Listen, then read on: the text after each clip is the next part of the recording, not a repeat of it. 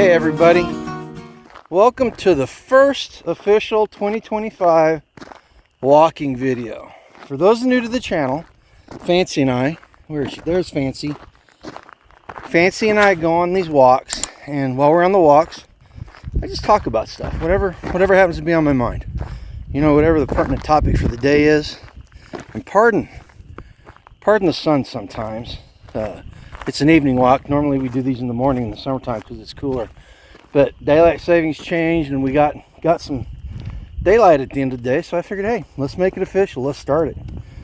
And anybody that's seen the channel before, yes, I know I don't have my pack on. I decided not to use it because, well, truth be told, had some issues this winter. I put on some weight, and I just want to start nice and easy.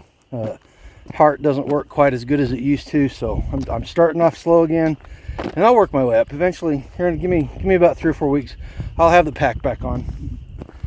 So anyway, I want to share a story today, and if the audio's messed up, the wind's blowing pretty fast, sometimes like 10 miles an hour. So if the audio goes bad, I apologize. But if it's good enough that you're watching it, you know we made it all the way through.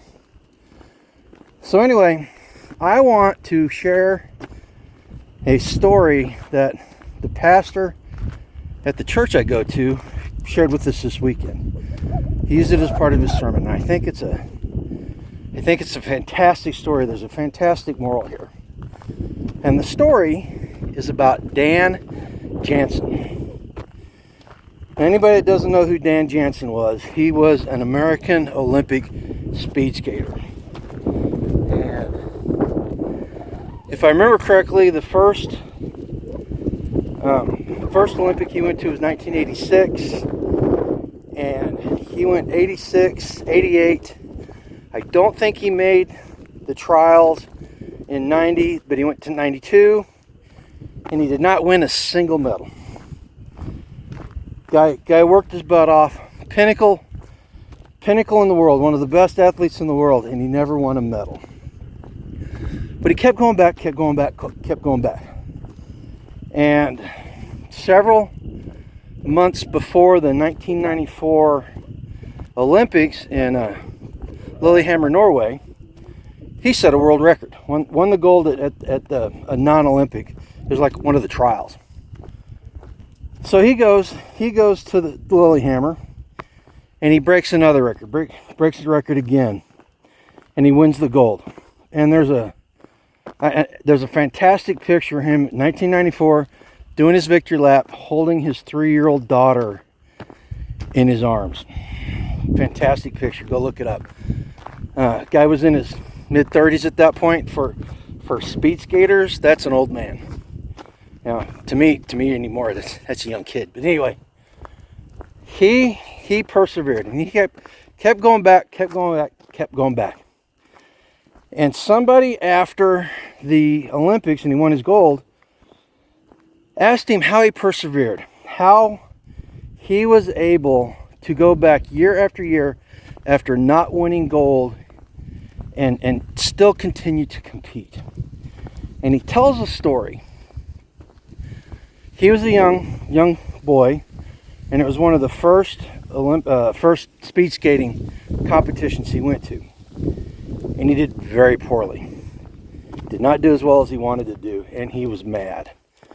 And his father, unlike a lot of fathers, I know I probably wouldn't have done it. His father didn't say anything to him. Oh, look, we got company. Somebody's being nosy. Say hi, guy. Anyway, his father didn't talk to him. He just let him be. Let him pout. And then on the truck ride home, didn't talk to him. Let him stew in his own juices. Got home, didn't say anything to him. He let him go to his room, and he stayed in his room all day, missed supper. And that evening, when it was time to go to bed, his father went in and sat down on the bed next to him. And this is what he said. He said, "There's more to life than skating in a circle. And the profoundness of that one little statement struck me. It really did. And Dan made the point. He said, you know, I had to learn that this was not the most important thing in the world. There are other things that are just as important, if not more important. And I think today, in today's atmosphere, this holds true more than ever. You know, there's a lot of stuff that is on people's mind. I know, and I'm guilty of this too. So don't think I'm not in the same boat as everybody else. But we tend to get wound up about stuff that really doesn't matter. You know, we talk about politics, we talk about the social stuff, and yeah, it matters. It matters. You know, I understand how it matters, but the thing is, we can't let it consume us. And people on both sides of the political and social spectrum do this. We let it consume us, and we lose sight of what's important.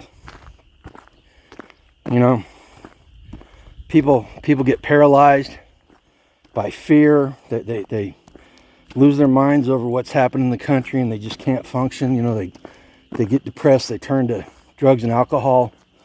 You got other people that become so single-minded. You know, that prepper that goes overboard is a good example. Forgets about everything else. Forgets about what's important in life. You know, because we're not doing what we do just to survive. We're doing what we do so we can thrive. And we can't thrive unless we look beyond our basic needs and beyond what's right in front of us, and we prioritize things that are important. You know, and I'm coming to learn this. You know, the last 3 months we had our wreck, and I really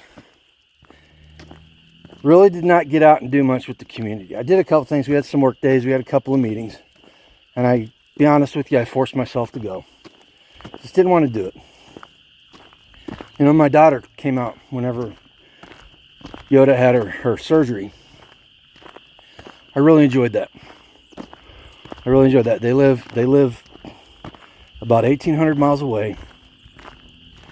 And I have never been out to see them. I've only met my granddaughter 4 or 5 times. Now we FaceTime, we do all that stuff, but it's not the same.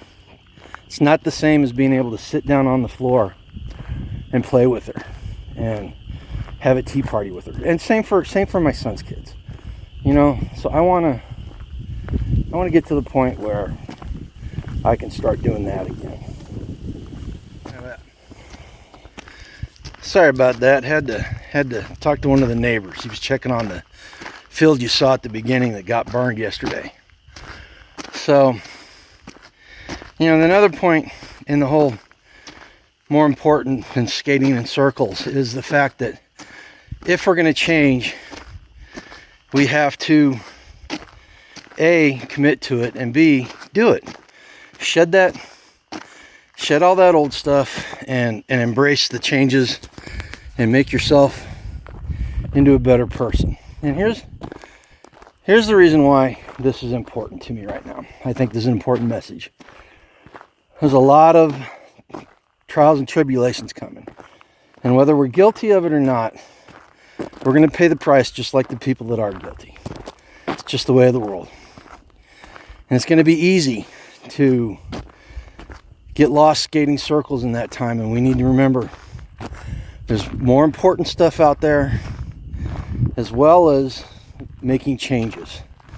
You know, when we make the changes, we got to get out of skating in that circle and head in a new direction.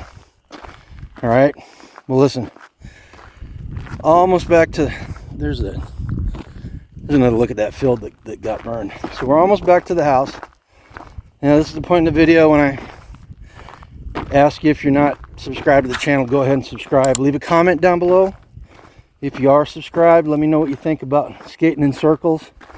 You want to help the channel, hit the affiliate links down below. better your life, help us at the same time. Most importantly, guys, you go out tomorrow and live a life done free. Take care.